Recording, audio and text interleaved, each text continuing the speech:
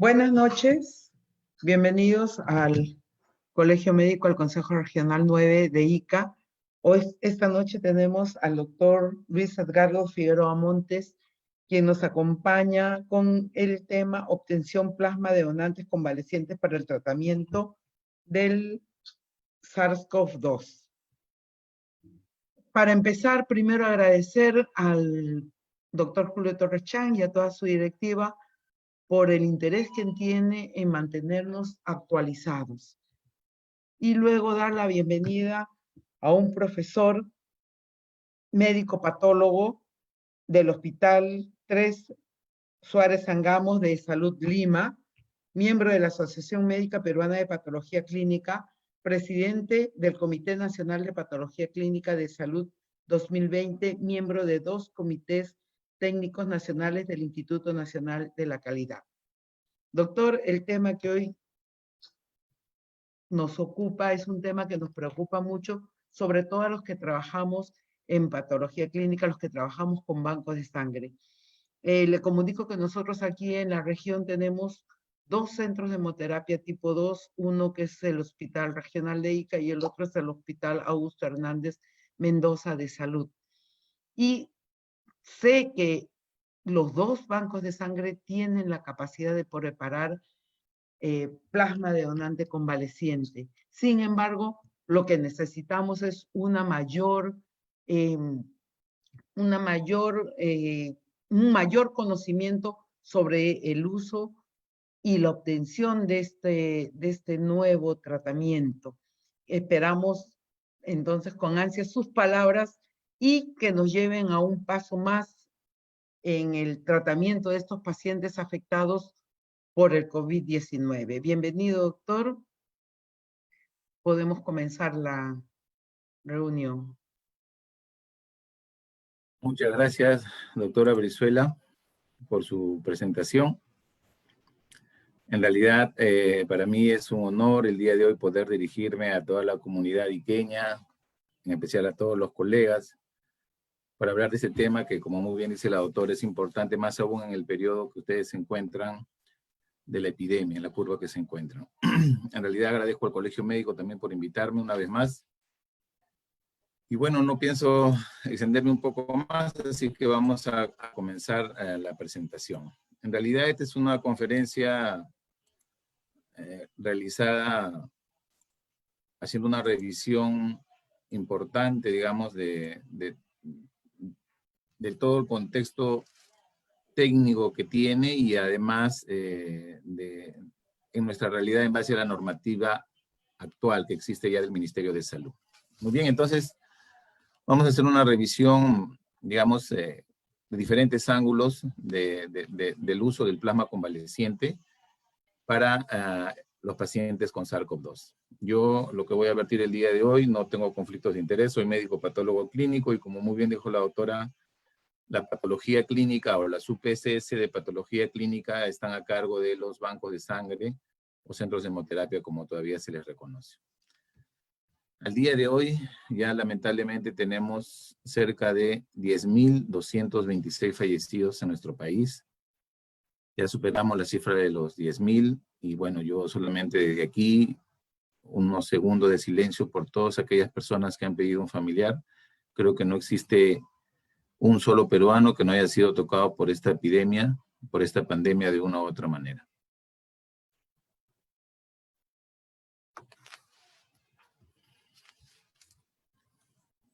Muy bien. Quiero empezar recalcando que este plasma es una terapia de investigación y ese es el nombre que deben de ustedes tener presente. El uso de este plasma es dentro de una terapia en investigación, es decir, a pesar que existe mucha evidencia de que este plasma, esta inmunidad pasiva de los anticuerpos, ayuda a mejorar la condición clínica de enfermedades infecciosas como esta. Sin embargo, su uso está bajo los conceptos de terapia en investigación. Ese es un tema importante que hay que entenderlo y el Ministerio de Salud también así lo ha decidido, por eso es que hay una normatividad que voy a detallar más adelante, haciendo recalcar este tema. Por lo tanto, al ser una terapia en investigación, tiene que ceñirse estrictamente a la metodología científica y la rigurosidad de los diseños de investigación o protocolos que se puedan hacer a nivel nacional. Muy bien, los laboratorios clínicos, o en este caso las UPCS de patología clínica, en relación al COVID, hemos visto ya en una conferencia pasada el rol que cumplen a través del diagnóstico o el seguimiento de la seroprevalencia en la infección por COVID, y también cómo sirve para monitorizar a los pacientes, ¿no? Especialmente aquellos pacientes que están hospitalizados a través de los diferentes biomarcadores. Y ahora vamos a ver cómo se involucran los bancos de sangre para el poder tener este plasma convaleciente que puede servir como parte del arsenal terapéutico para los pacientes con SARS-CoV-2, o con COVID en este caso. Un tema que quiero que se entienda bien es esta parte, y es que este plasma puede obtenerse de una donación de un paquete tradicional, de un paquete de sangre total. Estas son las bolsas vacías, pero estas bolsitas vacías tienen anticoagulante, ¿no?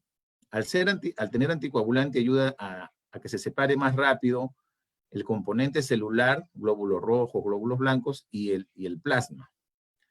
También podemos obtener el plasma mediante procedimientos de aféresis, que es decir, son unos equipos específicos que permiten obtener solamente del donante el plasma que buscamos, nada más. Solamente obtiene de frente de estos equipos el plasma. Como entendemos, este plasma tiene las concentraciones de las inmunoglobulinas o los anticuerpos neutralizantes que van a servir para que el paciente, al recibir estos anticuerpos que ya neutralizan el virus porque vienen de un paciente que ha pasado un proceso infeccioso y obviamente ha superado la infección, puedan ayudar a neutralizar el virus que tiene.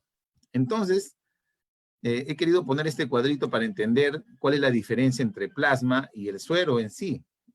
Como ustedes saben, el suero es de donde se obtiene el término de serología, que va a servir para obtener anticuerpos. Pero en ambos casos, tanto el plasma como el suero contienen inmunoglobulinas. Pero ¿cuál es la diferencia? La diferencia es básicamente de que el plasma se obtiene cuando se hace un procedimiento de coagulación de la sangre. Es decir, adicionamos un anticoagulante y separan los componentes formes del líquido.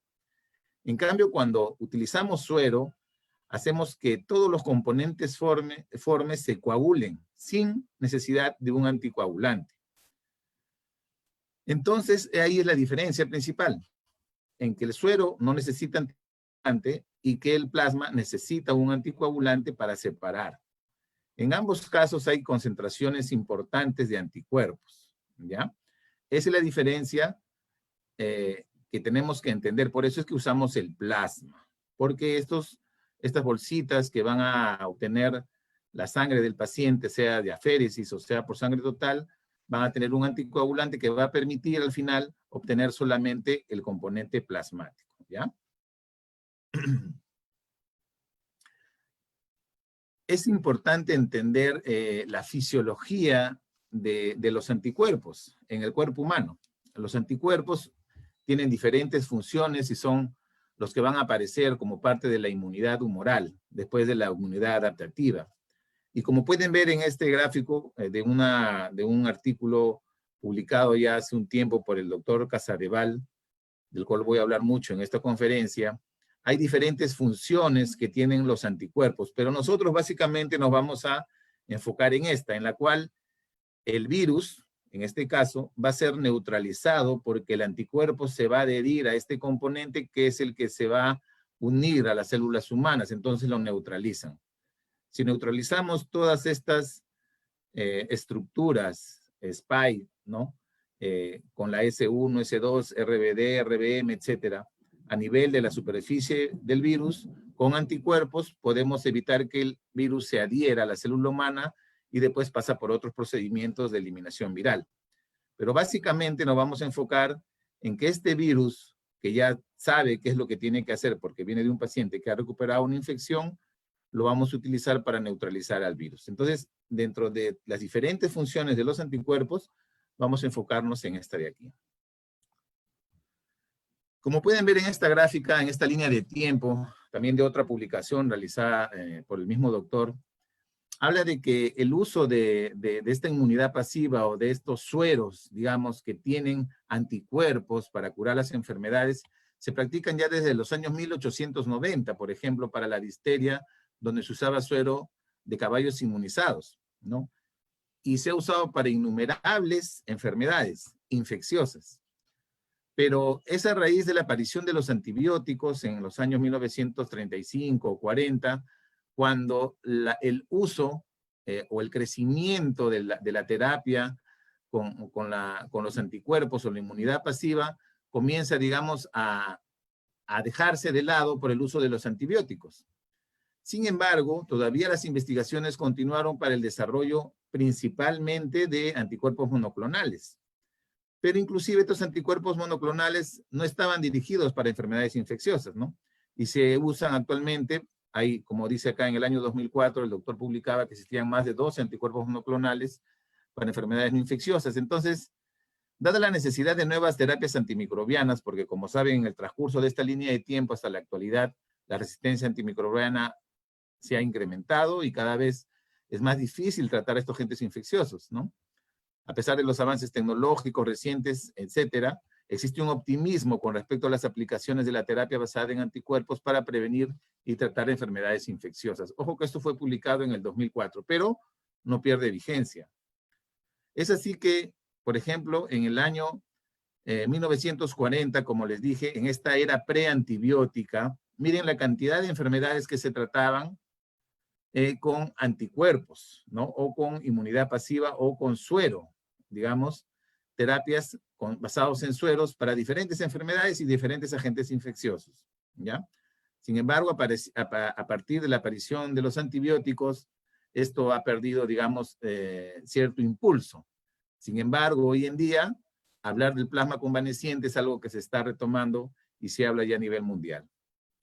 Es así que, por ejemplo, en el año 18 se usó mucho para la epidemia de la influenza y una revisión sistemática muy interesante al respecto. En los años 40, entre los 20 y los 40, para el polio, papera o sarampión. En el año 70 se usó, por ejemplo, en una fiebre hemorrágica en Argentina. Esta, por ejemplo, es una publicación muy interesante del año 1917, donde hablaban cómo se comportaba, por ejemplo, a través de las transfusiones o de las infusiones de suero inmunizado con anticuerpos, cómo la frecuencia respiratoria mejoraba y cómo la temperatura también disminuía, ¿no? Este es en un paciente que usaron, por ejemplo, 2 transfusiones de 100 centímetros cada una de anticuerpos. Miren, año 1917. Y hay publicaciones que hablan del uso de este medicamento, ¿no? O de esta terapia inmunológica para la gripe española en el año 1918. Y las revisiones pues demostraban una reducción clínicamente importante para el riesgo de muerte. Acuérdense que en esa oportunidad se hablan de un promedio de 100 millones de muertos. Después, a raíz de estos hallazgos, en el 2003, en el 2012, en el 2014, se ha usado también el plasma o suero convaleciente en estas enfermedades. En pleno 2020, con el SARS-CoV-2, COVID-19, está tomando otra vez un impulso. Aquí es la revisión que les comenté, por ejemplo, en el año 2009, con la epidemia del H1N1, los pacientes que recibieron el plasma convaleciente tuvieron una mortalidad mucho menor que el grupo que no lo recibió, ¿no? Entonces, ellos demostraron la reducción de la carga viral del tracto respiratorio, una respuesta de citoquinas en suero más reducido, obviamente, y la mortalidad. Entonces, hay mucha literatura que habla sobre las ventajas y las bondades del uso del plasma convaleciente como parte de la inmunidad pasiva en el tratamiento de enfermedades infecciosas. Hay bastante evidencia. Pero la otra pregunta es, ¿y a qué paciente voy a tratar o en qué etapa de la enfermedad voy a tratar? Entonces, sobre ese tema vamos a ver adelante 2 diapositivas que ya las han visto en detalle.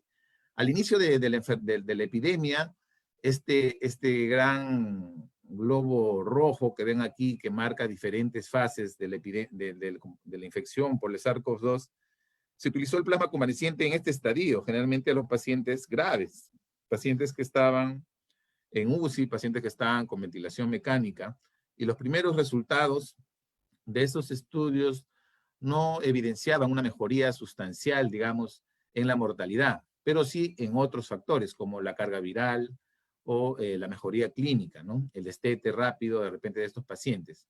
Pero el impacto a nivel de la mortalidad no. Entonces, nuevos ensayos se han comenzado a hacer en fases más tempranas de la infección. Por eso es que actualmente de repente la mayoría de estudios se enfocan en un estadio 2 y en un estadio inclusive inicial de la infección por este virus.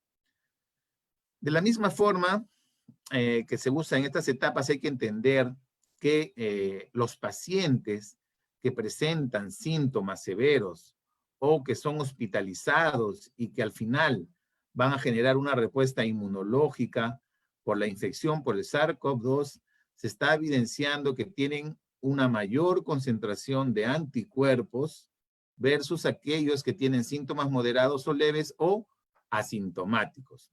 Es ahí, por ejemplo, que algunos ensayos clínicos que se están desarrollando están seleccionando a este tipo de pacientes como potenciales donantes.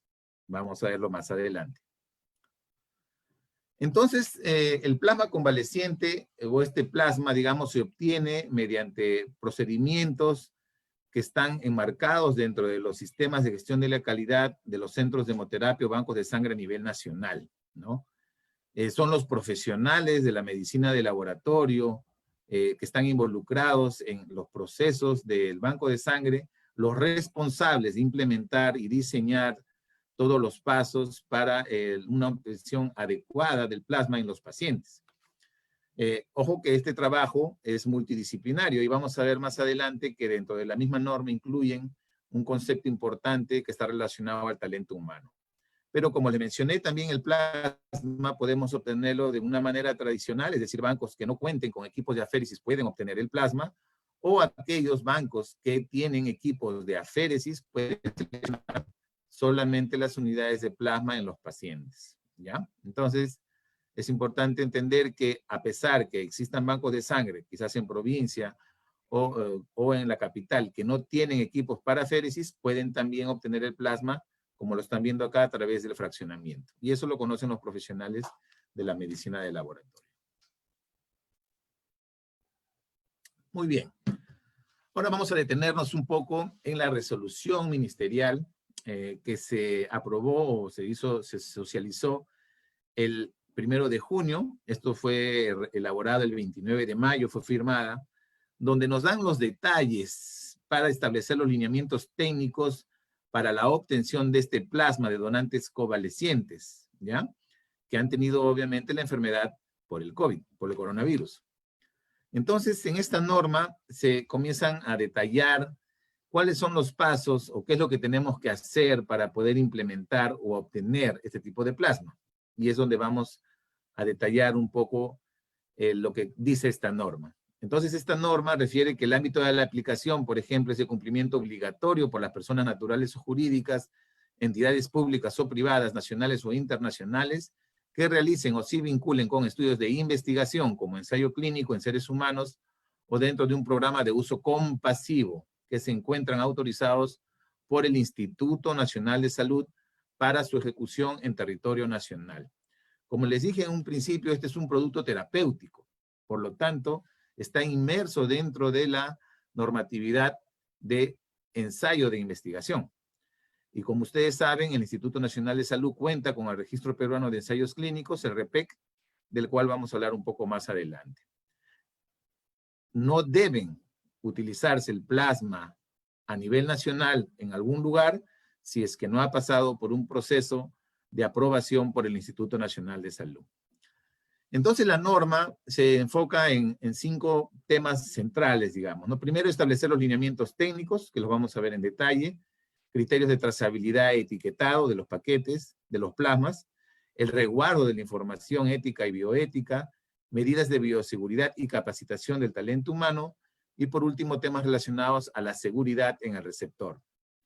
Entonces, de estos temas vamos a tratar de hablar de manera general, pero entendiendo que el uso de este plasma está bajo el ensayo clínico. Entonces, tenemos que entender que si queremos hacer uso de este plasma en algún establecimiento de salud del territorio nacional, está enmarcado bajo toda la normatividad de ensayo clínico. Aquí en la norma especifica qué es un ensayo clínico, cuáles son las características. Les dejo ya para que ustedes lo puedan revisar con más detalle.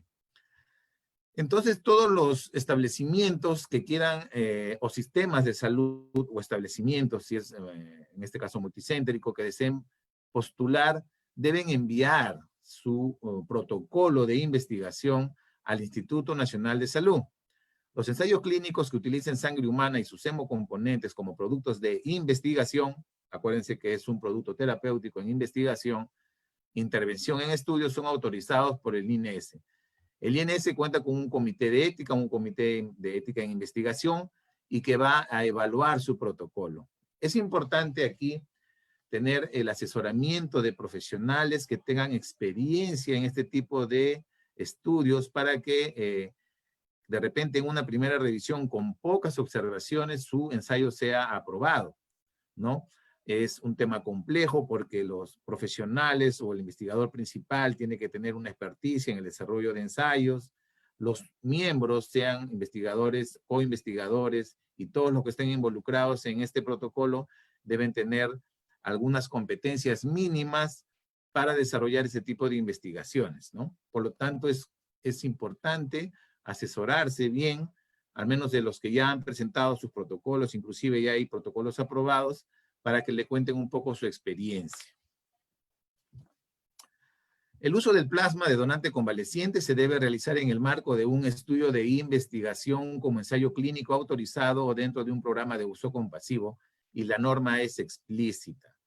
Por lo tanto, en todo el territorio nacional no debe de utilizarse este plasma si es que no ha sido autorizado por el Instituto Nacional de Salud y revisado por el DIVAN, o en este caso antes llamado PRONAEVAS, que es el responsable de ver los bancos de sangre en el Perú, o el uso de hemocomponentes o derivados de la sangre, para uso humano.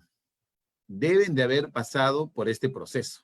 Y este tema es importante para que no tengan después algún tipo de dificultad o tipo de intervención u observación de algún sistema de salud porque estén utilizando este plasma fuera de la rigurosidad de un ensayo clínico.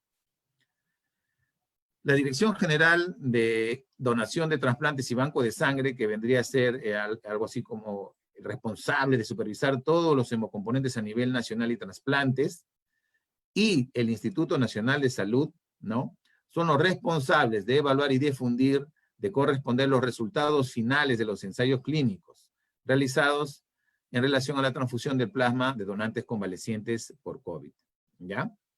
Entonces, más o menos acá un resumen rápido de los pasos. Primero, el establecimiento de salud o el sistema, en el caso de que sea multicéntrico, definen el protocolo, cuáles son los investigadores principales que tengan competencias para el desarrollo de ensayos clínicos. Posterior a eso, elaboran un protocolo definiendo claramente cuáles son sus criterios de inclusión, exclusión, cómo van a hacer el control de los pacientes, tanto de los donantes, receptores, etcétera. Se presenta al Instituto Nacional de Salud. En el caso, por ejemplo, de la Seguridad Social, contamos con el IECSI, que es, digamos, una institución que regula todo el tema de investigación en la Seguridad Social, y pasan primero todos estos estudios por el IECSI para que el IECSI, a través de una evaluación crítica del protocolo, recién se pueda presentar al INS para que tenga el menor número de observaciones y rápidamente pueda, en este caso, aprobarse, como ha pasado hace poco. Una vez que el Comité de Ética, en coordinación con la DICDOC, DIVAN o PRONAEVAS, definen la aprobación, obviamente la va a definir al final el Instituto Nacional de Salud con un comité de ética, pero el PRONAEVAS tiene que tener conocimiento también del mismo, ¿no? Del desarrollo de esta investigación, en el caso hayan consultas también que se hagan al ente normativo. Posteriormente de aprobarse, hay una autorización, una resolución de autorización, el establecimiento procede allá al uso del plasma convaleciente dentro de la rigurosidad de su protocolo, para los pacientes que lo meritúen en base a su protocolo. Se obtienen los resultados y, como bien dice la norma, tienen que ser socializados tanto al PRONAEVAS como al Instituto Nacional de Salud para su conocimiento público. Entonces, dentro de los lineamientos técnicos, por ejemplo, de selección de donantes, es decir, a qué donante vamos a seleccionar, se ven diferentes temas, como por ejemplo, lo más importante, que sea un donante convaleciente, es decir, que haya pasado por la infección y lo haya superado, que firme sus consentimientos informados para la donación de su plasma, que tenga características idóneas, y acá ponen una serie de condiciones, ¿no? Por ejemplo, que tenga ausencia de transfusiones previas, que en el caso de las mujeres no esté gestando o no haya tenido abortos previos para el tema de evitar reacciones transfusionales, sin problemas inmunológicos, los donantes, que tengan confirmado por PCR el COVID, que tengan un promedio de 14 días previos sin la enfermedad con PCR negativo en este caso, demostrado, que tengan una remisión también clínica de 28 días en promedio, y comienzan a hablar ya de que este plasma debe tener algunas condiciones en relación a los anticuerpos, es decir, tenemos que evidenciar la presencia de anticuerpos. Y ponen acá, por ejemplo, que se puedan dosar la presencia de inmunoglobulina M o G con el mejor método actual, y anticuerpos neutralizantes con un título mayor a 1 en 80 en un periodo de un mes. Ya vamos a ver más en detalle eso. Entrevista clínica y evaluación médica del donante. Si es por aféresis, se recomiendan las recomendaciones de la Sociedad Americana de Aféresis, y realizar, obviamente, el tamizaje de la unidad recolectada como cualquier hemocomponente en base a la normatividad real. Y después, inclusive, acuñan el término de hemovigilancia, es decir, todo el proceso de seguimiento de los hemocomponentes. Entonces, aquí, en este capítulo, en esta parte, comienzan ya a hablar algunos detalles sobre qué hay que buscar en este plasma convaleciente, y comienzan a mencionar la presencia de anticuerpos neutralizantes contra el SARS-CoV-2. Y hablan de un título, de 1 en 80, por ejemplo, ¿no? En caso de no poder este examen realizarse, la titulación de anticuerpos neutralizantes, a efectos de poder continuar con el proceso de selección, dice que en una fecha posterior de un mes se puede hacer todavía esta titulación. En el caso de que no se llegue a realizar la misma, se va a tener que eliminar la unidad. Entonces, los anticuerpos neutralizantes son anticuerpos que han producido los pacientes que han superado la enfermedad y que al pegarse al virus simplemente lo neutralizan, de tal manera que este virus ya no produce infección. Pero como pueden ver acá, definieron un mes. Sin embargo, hace poco, el 25 de junio, se enmendó, digamos, o se trató de flexibilizar esto, porque comentarles un poco de que esta metodología todavía en el país no se realiza. Entonces era digamos, una limitación importante para los investigadores o los que han presentado sus protocolos este tema, de tal manera que al final el Instituto Nacional de Salud, en coordinación con la DICDOC, y bueno, al final ellos han sido los que han ampliado este tiempo hasta un año, ¿no? Para poder dosar y tener el título ideal de estos anticuerpos. Entonces, como ustedes saben, ante la infección inicial, la presencia del virus va a estar presente en las vías aéreas principalmente, y comienza a caer ya la replicación viral, pero comienzan a aparecer los anticuerpos, ¿no?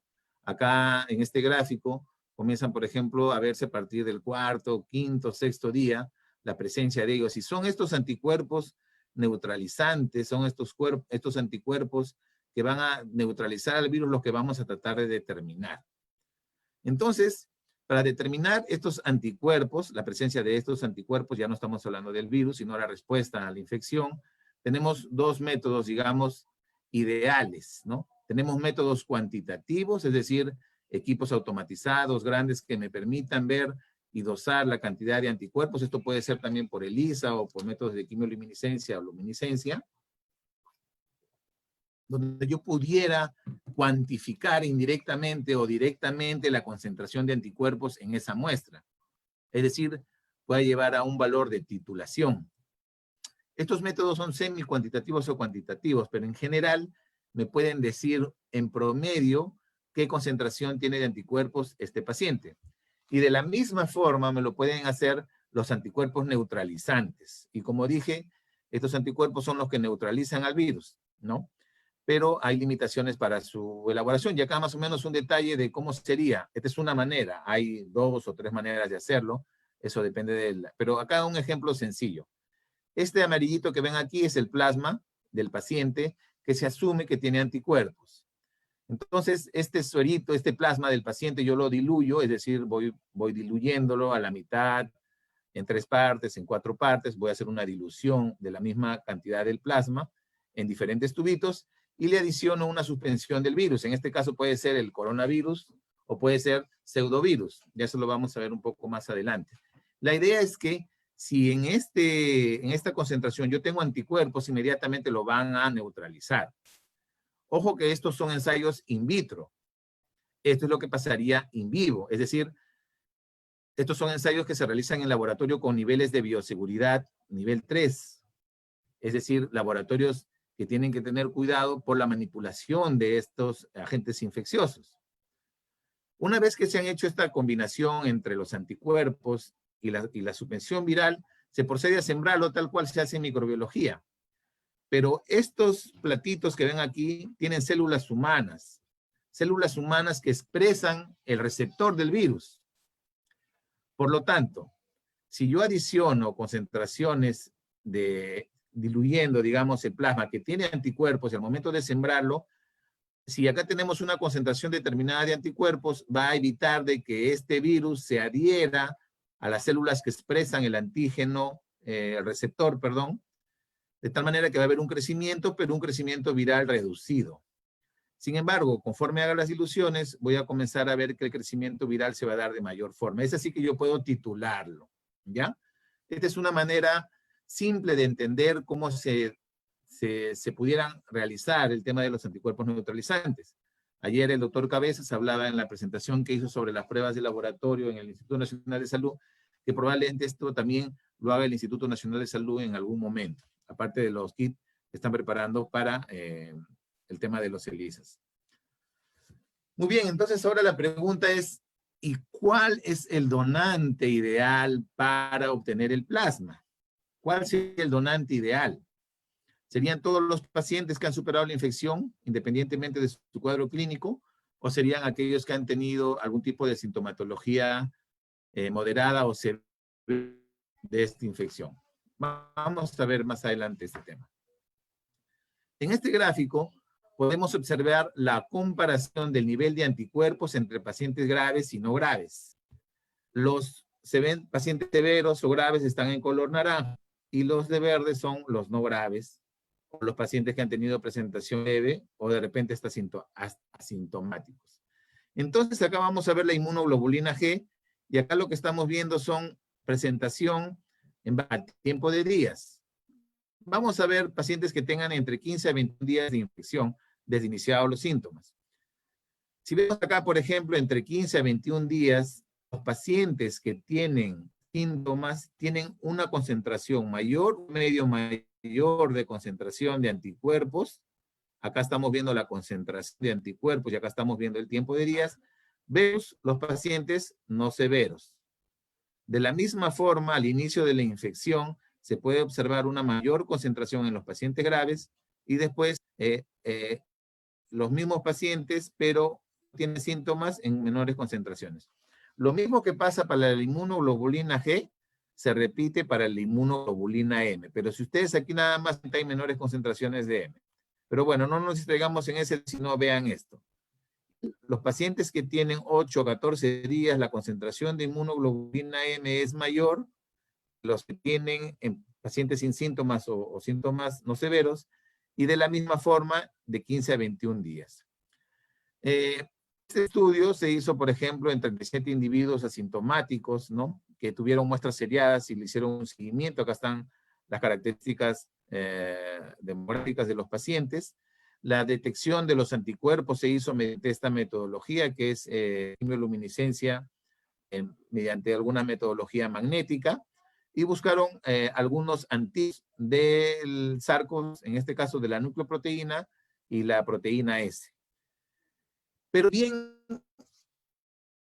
buscaron anticuerpos neutralizantes. no solamente fueron anticuerpos detectados por métodos cuantitativos, sino también lo hicieron por métodos neutralizantes. Por ejemplo, les doy otra metodología.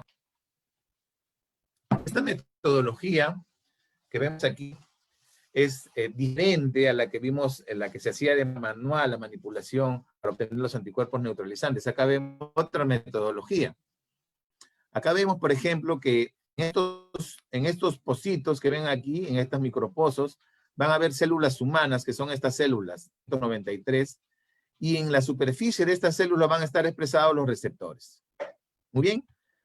A eso nosotros vamos a tener el plasma de los pacientes que en teoría tienen alguna concentración de anticuerpos neutralizantes y les vamos a mezclar con unos pseudovirus. Estos pseudovirus van a tener un componente que es la luciferasa. Esta luciferasa se obtiene de la lucierna, ¿no? El luciferín. De tal manera que va a dar una luminiscencia.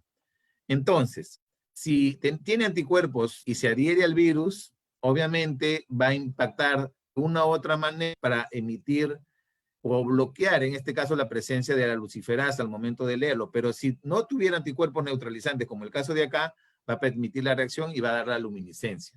Y eso se mide con este aparatito. Al final tenemos una lectura. Digamos, es como un método automatizado para la detección de anticuerpos neutralizantes. En este estudio lo hicieron de esta manera, para que vayan entendiendo la complejidad de la detección de estos anticuerpos. En otro estudio, donde también evaluaron la evaluación clínica inmunológica de los pacientes, esto ya es reciente, observamos exactamente lo mismo. En las infecciones agudas, vemos que los pacientes sintomáticos, por ejemplo, tienen mayores concentraciones, tanto de la inmunoglobulina G como de la inmunoglobulina M, como pueden ver acá. Pacientes asintomáticos, esto es la concentración de anticuerpos expresada en logaritmos, y acá, como pueden ver, la concentración de inmunoglobulina G en pacientes asintomáticos, ¿ya? Comparado con pacientes sintomáticos, vamos a tener una diferencia, ¿no? Sintomático y asintomático. Sintomático y asintomático. Por lo tanto, una vez más, las concentraciones son mayores. Ojo que esto es de anticuerpos. Aquí observamos lo mismo, pero solamente la inmunoglobulina G. En una fase convaleciente, que es justo habitualmente nosotros obtenemos plasma. Y pasa exactamente lo mismo. La concentración de anticuerpos, por ejemplo, de inmunoglobulina G en estos 30 pacientes fue mayor en aquellos que tuvieron síntomas versus aquellos que no tuvieron síntomas. Lo mismo se hizo para la fase aguda y la fase convaleciente. Como pueden ver, hay una disminución de la concentración de anticuerpos en la fase aguda comparado con la fase convaleciente, y se mide lo mismo en pacientes sintomáticos y en pacientes asintomáticos, la concentración. Esto fue por inmunoglobulina G y esto por anticuerpos neutralizantes, el comportamiento similar. La idea es que vamos a tener mayores concentraciones de anticuerpos al inicio de la infección y menores concentraciones de anticuerpos en el inicio. Al final, este estudio da un resumen muy interesante en base a la evidencia, y es este cuadro de aquí. Si ustedes pueden ver acá, después de hacer un seguimiento de 2 a 3 meses a estos pacientes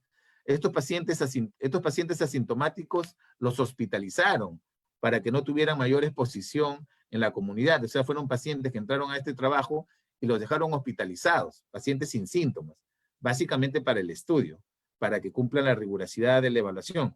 Inclusive en ese tiempo alguno de ellos se enfermó y se retiró del estudio. Y cuando ellos hicieron el seguimiento, pudieron ver que la concentración de inmunoglobulina G era del 87% comparado con el 60% de pacientes asintomáticos. ¿Qué significa? Que conforme pasa el tiempo, la concentración de inmunoglobulina G inclusive puede ser tan baja que no se detecta, inclusive en pacientes que han tenido síntomas. Y en los que no tuvieron síntomas, el porcentaje todavía es mucho mayor. Al final, este estudio demuestra que tanto los niveles de inmunoglobulina G como neutralizantes comienzan a disminuir de 2 a 3 meses posteriores de la infección. Por eso es importante definir cuándo vamos a recibir al donante.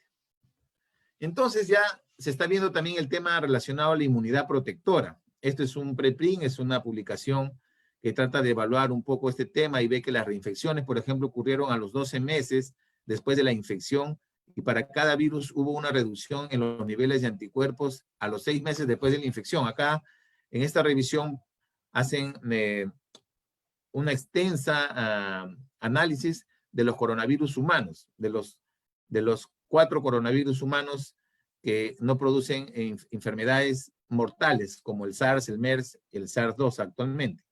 Al final dice que los coronavirus humanos estacionales parecen inducir una inmunidad de corta duración con una rápida pérdida de anticuerpos. Entonces, este estudio, digamos, en revisión todavía, habla de que en promedio al año podemos, entre 6 a 12 meses ya podemos dejar de tener una presencia de anticuerpos importante en el coronavirus. Entonces, para resumir esta parte, tenemos que entender que los pacientes que han estado hospitalizados, ya sean que no necesariamente han llegado a UCI o que hayan llegado a UCI, son aquellos que van a tener mayores concentraciones de anticuerpos versus aquellos pacientes que han tenido casos leves o casos asintomáticos. Y esto es importante para garantizar que la concentración de este plasma tenga al menos títulos importantes de anticuerpos neutralizantes, porque es lo que al final va a beneficiar a los pacientes. Es diferente a tener plasmas con concentraciones menores de anticuerpos, donde probablemente el beneficio no va a ser tan importante. De ahí es la importancia de dosar y saber cuánto anticuerpo tenemos o cuánta de concentración de anticuerpo tenemos en los plasmas que obtengamos según el tipo de donante. Muy bien.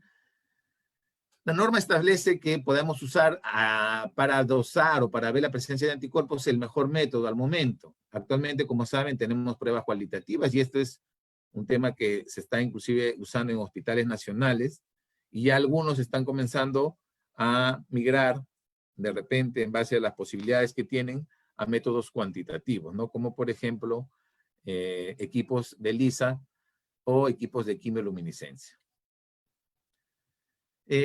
Otro tema importante es que a pesar de que no se haya podido realizar la titulación de anticuerpos neutralizantes, durante esta etapa de selección de donante de plasma, se debe guardar alícuotas, ¿no? Es importante guardar alícuotas, como dice la norma, podemos hasta 1 año tratar de poder dosar y tener la certeza de la concentración de anticuerpos en estos plasmas. Muy bien. Otro tema importante que puso la norma fue el tema de que se debe, puso en un inicio, se debe proceder con una técnica de inactivación de patógenos del plasma obtenido del donante convaleciente. Es decir, el plasma que yo obtenía del paciente tenía que ser sometido a una técnica de inactivación de patógenos o, dice inclusive, de no contar con esta técnica, se debe realizar una prueba de PCR del plasma obtenido para asegurar la ausencia del SARS. La idea es que lo que se quiere evitar es que en este plasma pueda aún existir la presencia del virus, ¿no? Pero estos métodos de inactivación, que son diferentes componentes, por ejemplo, para el plasma fresco congelado, se pueden usar por métodos fotodinámicos o métodos fotoquímicos. Acá están las sustancias que se pudieran usar. Otros métodos inactivarían la infecciosidad de este virus. Pero, una vez más, en esta nueva resolución que ha sacado la DICDOC, recomienda, ya no dice se debe, recomienda usar la técnica de inactivación de patógenos o el PCR. Entonces ya no dice se debe, sino que se recomendaría. Esta es también era una limitación importante para el desarrollo de protocolos, pero ya es algo que el mismo ministerio, digamos, a través de la DICDOC ha mejorado, digamos, este componente, ¿no? Esta limitación. La norma también habla de cómo debemos de almacenar este plasma, pone algunas condiciones que ya, bueno, los de la especialidad conocemos, establece algunos lineamientos para la distribución y transporte de estas unidades de plasma, como se hace actualmente para los hemocomponentes, bajo el mismo criterio. Habla temas importantes sobre la trazabilidad y la cadena transfusional, es decir, el seguimiento desde la donación, el transporte, la llegada a los establecimientos, ¿no? Si se transporta de ahí de repente a otro establecimiento, etcétera, hasta la transfusión. Todo este proceso de hemovigilancia o cadena transfusional también se menciona en la norma Y un tema importante es que le da unos atributos especiales al tipo de etiquetado que deben tener estos componentes. Como ustedes saben, al ser parte de un producto terapéutico de investigación, tiene que tener alguna característica especial. En este caso, esta es una etiqueta del FDA, como ejemplo, que está publicado por la Asociación Americana de Bancos de Sangre. Otro tema importante es la confidencialidad de las personas que están participando en este ensayo, tanto de los donantes como los receptores, ¿no? El resguardo de la información, los sistemas de información que sirven para resguardar la información de estos pacientes, la confidencialidad y los temas relacionados a la ética y bioética de riesgo-beneficio, autonomía, la capacidad de decisiones que tienen todos los pacientes que se van a beneficiar, etcétera, etcétera, como parte de estudios de ensayos clínicos. Otro tema importante es de la manipulación de estos componentes, el tema de la bioseguridad es un tema importante también, y yo diría lo más crítico y el lado intangible, la capacitación del personal, del talento humano, de los médicos, el médico patólogo clínico responsable de ese centro de hemoterapia o quien haga sus veces, ¿no? Para los procedimientos. Y como ya hemos dicho, este es un equipo multidisciplinario, ¿no? Donde tanto los diferentes profesionales de los bancos de sangre que existen van a ayudar para trabajar en conjunto y poder sacar el mejor plasma de los donantes para el uso en los pacientes, ya sea por métodos tradicionales de recolección de sangre, de extracción, o sea por temas de aféresis. Muy bien, ese es básicamente todo el tema relacionado a la norma en líneas generales. Y acá quizás no quiero extenderme mucho, pero ya hay bastantes publicaciones que comienzan a ver de que cómo al inicio se usó en pacientes graves y quizás no se tuvieron los resultados más esperados y han comenzado a utilizarlo ya en pacientes con síntomas moderados, inclusive algunos en pacientes desde el inicio de la detección del virus, ya como vamos a ver algunos protocolos que se están haciendo en otros países. Y acá una revisión rápida de algunos estudios donde demostraron pues la disminución de la mortalidad en 40% de aquellos que recibieron el plasma versus no. Por ejemplo, este es un estudio hecho en Nueva York, entre marzo y abril se recolectó, utilizaron anticuerpos nada más por métodos serológicos cuantitativos, y los hallazgos sugieren que los pacientes no intubados pueden beneficiarse más que aquellos que requieren ventilación mecánica. Entonces, ya nos está hablando, por ejemplo, de usarlo de una manera más precoz. Esto es igual un preprint. Acá también otro estudio, este es un estudio africano donde vio la tasa de muertos y comenzó a ver algunas intervenciones y evidencia que invertir en mejorar la capacidad para la administración de oxigenoterapia y aféresis o de resultado importante en los pacientes. Este es un estudio en África, también está en revisión por pares y habla de una disminución del 50% de mortalidad. Otro estudio que habla de una reducción del 80%, acá sí es un estudio realizado en Italia, es un ensayo que está enrolado en un ensayo clínico, utilizaron la detección de anticuerpos neutralizantes con un título de 1/160, también transfundieron de 1 a 3 unidades de 250 a 300 a los pacientes y vieron una reducción de la mortalidad, un aumento de la función respiratoria y una disminución en los índices inflamatorios, ¿ya?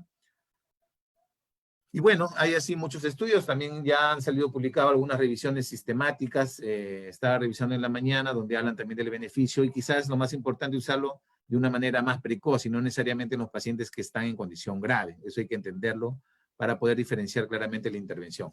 Y aquí también el doctor Casadeval, en una publicación que ha hecho en este año, habla de que sobre el uso del plasma, viene el paciente infectado que tiene COVID, se recupera, de él le sacamos un hemocomponente, tenemos los anticuerpos neutralizantes que los tenemos que evidenciar, y esto inclusive lo pueden usar para profilaxis, pone acá, en pacientes que han estado expuestos, o pacientes que tienen el COVID y que se les va a transfundir para mejorar. Entonces él menciona que altos títulos de anticuerpos neutralizantes en el suero se puede administrar de manera profiláctica. ¿Pero a quién? Por ejemplo, pone pacientes que tienen alto riesgo, como pacientes que tienen enfermedades subyacentes, o personal sanitario que esté expuesto, por ejemplo, constantemente, o que ha estado expuesto al COVID, o personas con exposición a casos confirmados de COVID, también.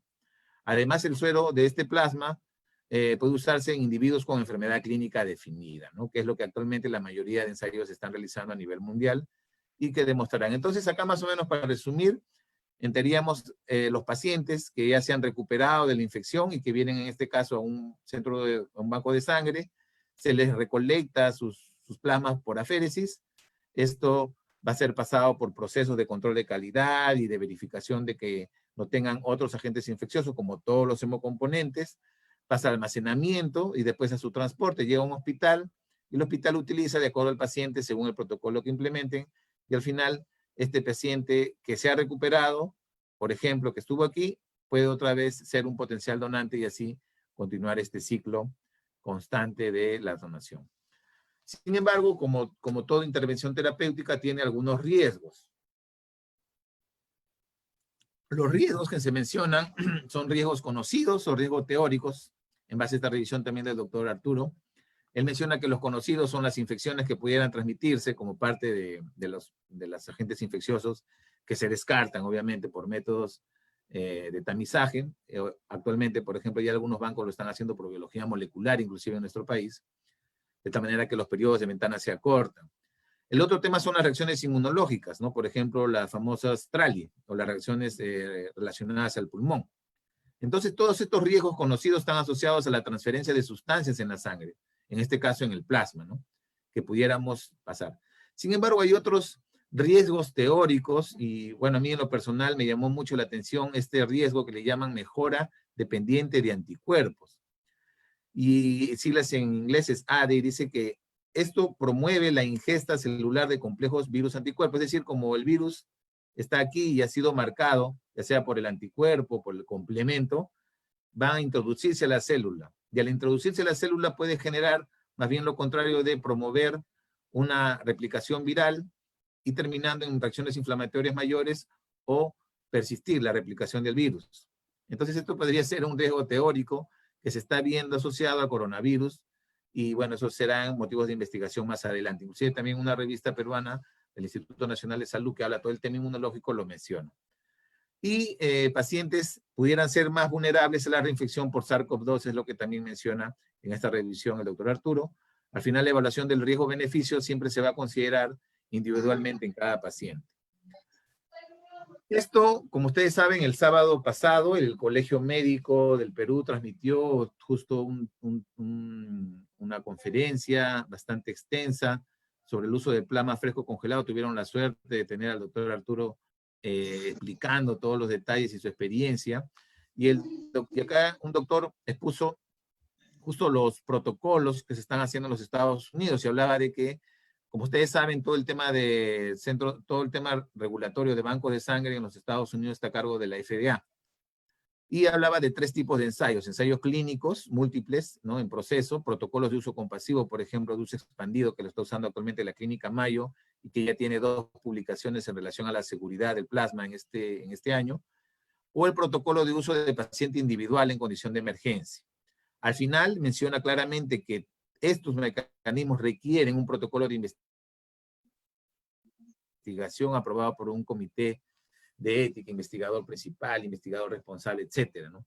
Quizá la experiencia en este país a nivel del desarrollo de ensayos clínicos está mucho mejor organizado que en nuestro país, por ejemplo. El hecho de nuestro país de hacerlo multicéntrico es más bien una limitación, ¿no? Es un tema que tendrá que evaluarse en relación a cómo quieran implementarse los protocolos a nivel nacional.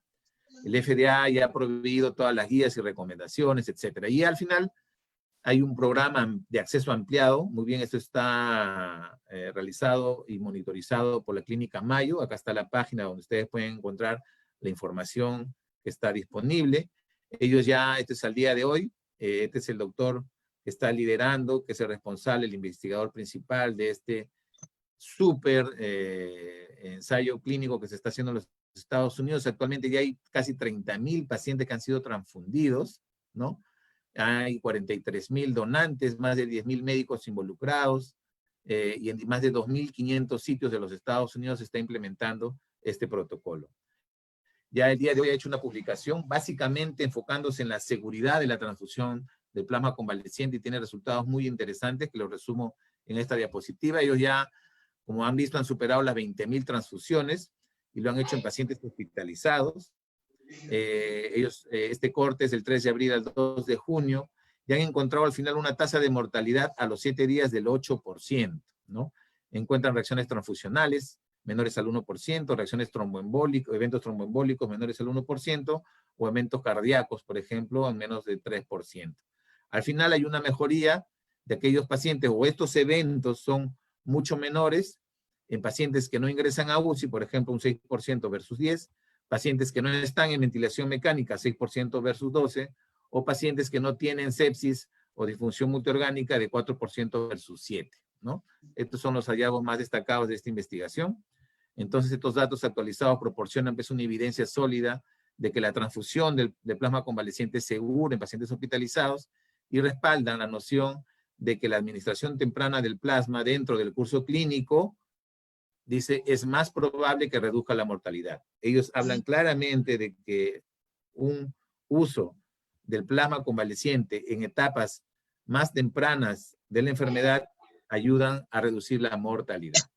Y aquí ellos van viendo cómo la mortalidad, conforme incrementan el número o semanas de pacientes transfundidos, está llegando ya, como han visto, al 7%. Y esto es como ha ido reduciéndose su mortalidad de un 15% hasta hoy día el 7%. Estos cada 7 días van haciendo el corte. Y cómo por la densidad del número de pacientes enrolados en los Estados Unidos y por estado, se ven acá la cantidad de sitios y cómo se va usando este tema. Otro tema que también están usando ya en los Estados Unidos es el uso de este plasma convaleciente en sujetos ambulatorios. Esto me llamó bastante la atención, por eso puse la diapositiva. Hablan de un ensayo clínico como profilaxis post-exposición. Y acá son los contactos de alto riesgo con prueba molecular negativa. Se le interviene con plasma convaleciente con anticuerpos que tengan este título, mayor a 1/320, con plasma control. Y el análisis primario va a ser incidencia acumulada, ¿no? Al día 28. Igual están implementando un ensayo clínico a pacientes COVID leve, ¿no?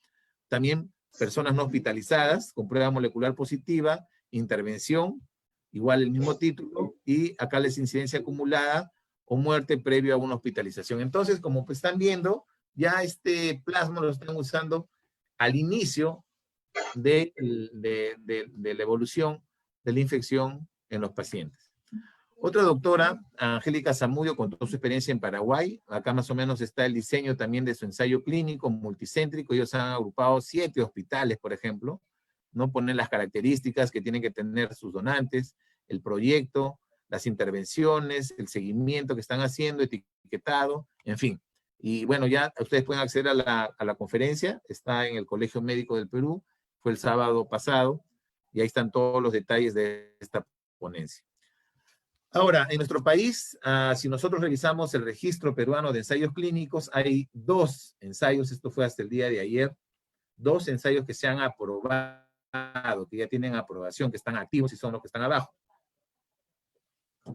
Uno es Perú con plasma, ensayo clínico aleatorizado para la evaluación de la seguridad y eficacia del uso del plasma convaleciente en pacientes hospitalizados con COVID. Y el otro es el uso de plasma convaleciente para el tratamiento de pacientes con COVID en eSalud, en la seguridad social.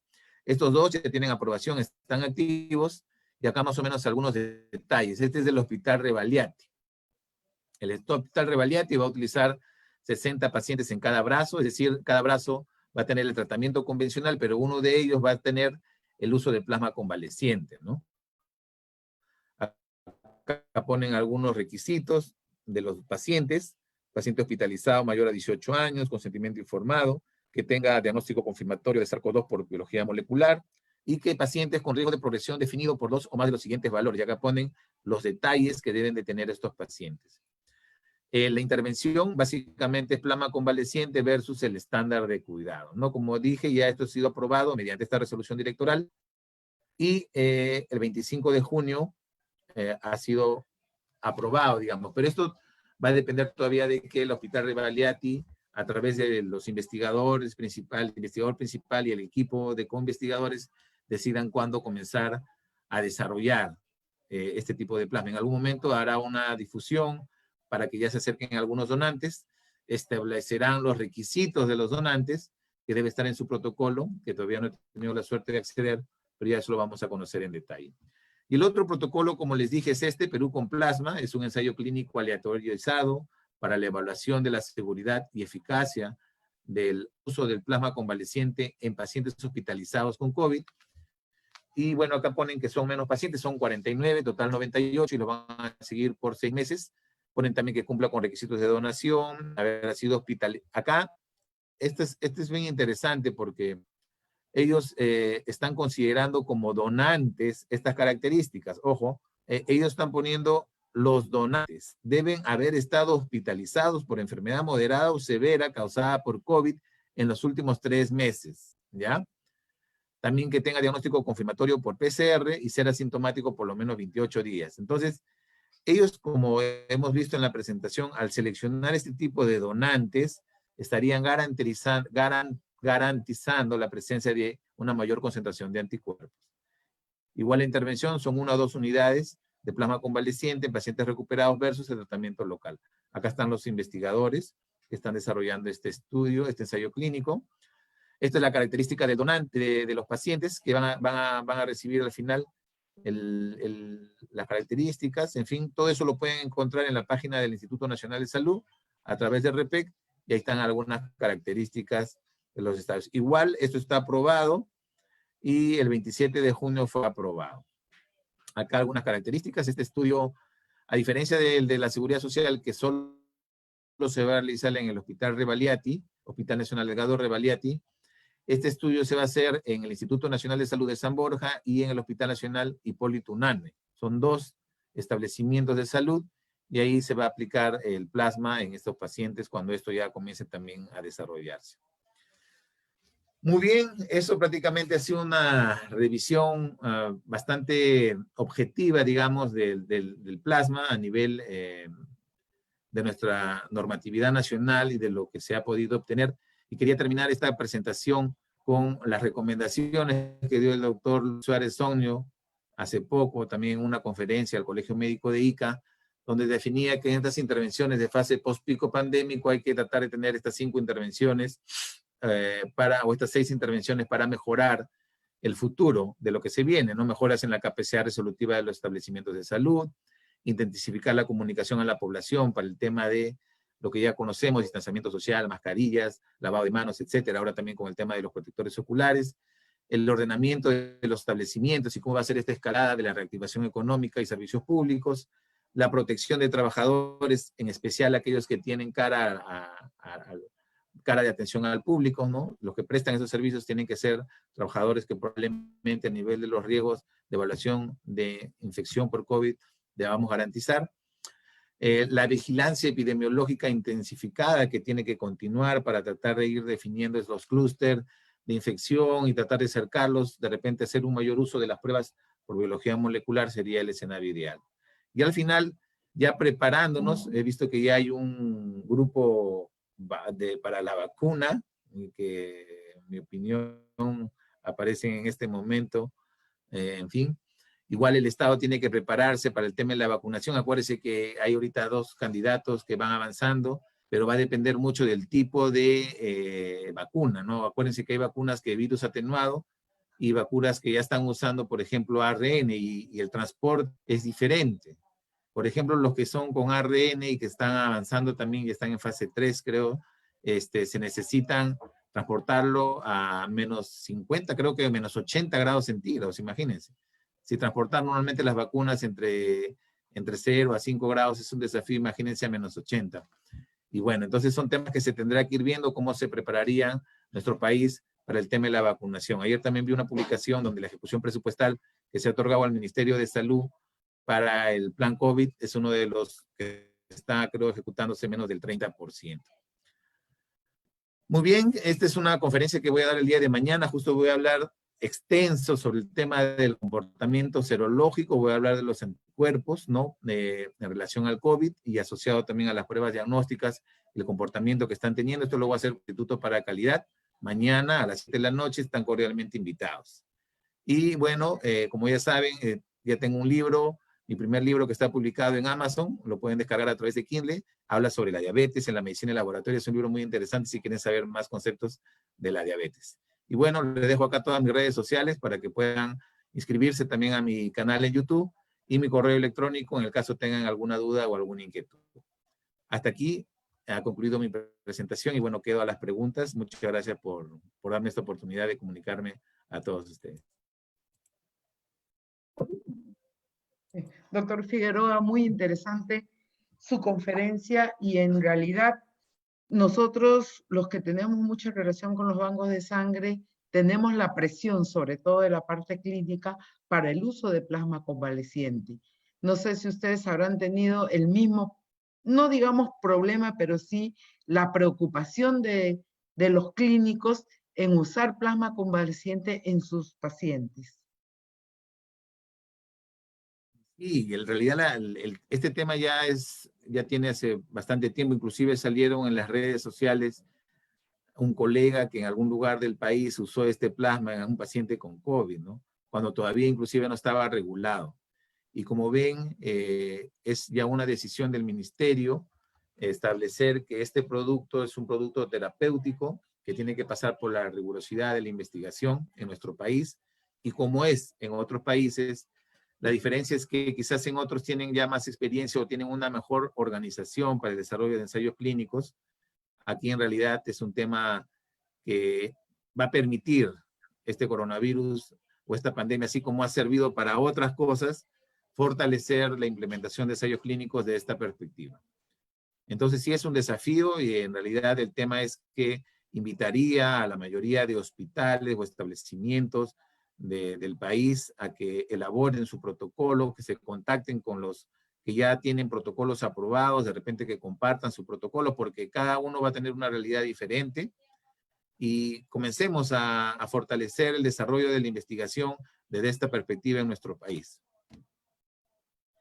Sí, doctor, en realidad los bancos de sangre del país están muy bien implementados. La DIVAN, como dicen, ha hecho su trabajo.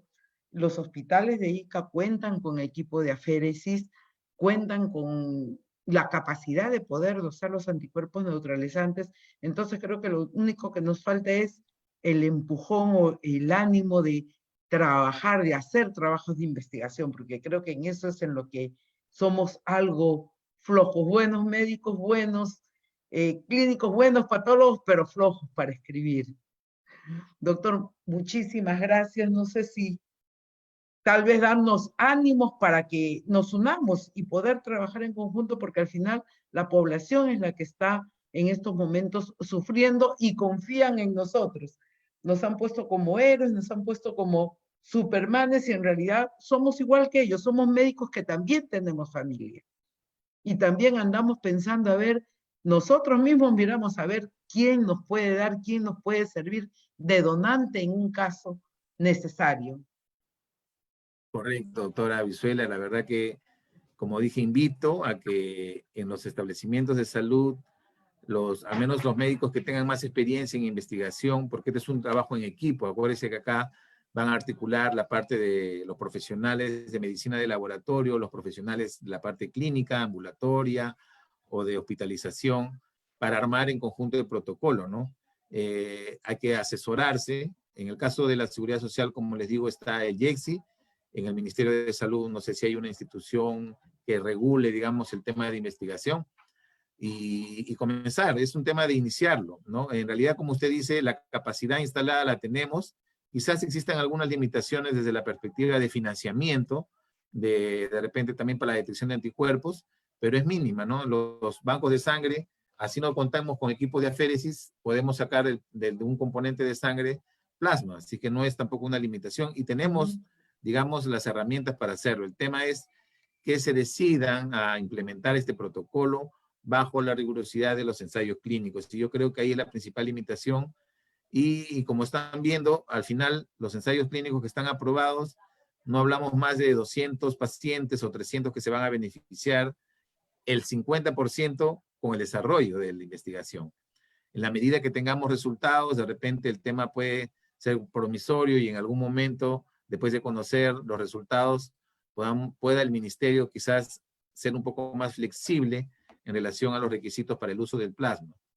Como ustedes saben, terapéuticamente se están usando muchos medicamentos aprobados por el MINSA y que inclusive todavía no están en ensayos clínicos a nivel nacional, pero es un tema de decisión.